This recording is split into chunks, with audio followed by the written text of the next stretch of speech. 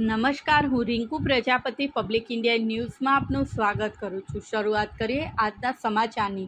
કરમસદ ખાતે આરોગ્ય વિભાગની 63 ટીમો દ્વારા 3402 ઘરોનું સર્વેલન્સ કરાયું।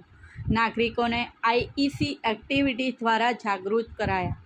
આણંદ જિલ્લા વિકાસ અધિકારી મિલિંદ બાપનાની સૂચના અને માર્ગદર્શન મુજબ આરોગ્ય વિભાગની ટીમો દ્વારા આણંદ જિલ્લાના વિવિધ સ્થળોમાં ચોમાસાની ઋતુ પૂર્વે અગમચેતીના ભાગરૂપે વિવિધ આરોગ્યલક્ષી કામગીરી કરવામાં આવી રહી છે, જે અંતર્ગત મુખ્ય જિલ્લા આરોગ્ય અધિકારી ડૉક્ટર દીપક પરમાર અને જિલ્લા મેલેરિયા અધિકારી ડૉક્ટર રાજેશ પટેલની રાહબરી હેઠળ પ્રાથમિક આરોગ્ય કેન્દ્ર કરમસદ અને તેની આસપાસના વિસ્તારમાં ચોમાસાની ઋતુને ધ્યાને લઈને પૂર્વ તૈયારીના ભાગરૂપે આરોગ્ય વિભાગની ટીમ દ્વારા વાહકજન્ય રોગો હાઉસ ટુ હાઉસ સર્વેલન્સની કામગીરી હાથ ધરવામાં આવી છે।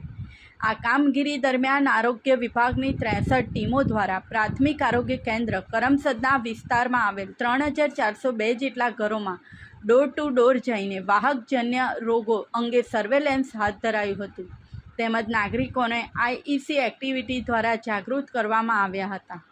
આ સાથે આજના સમાચારને અહીં સમાપ્ત કરીએ છીએ।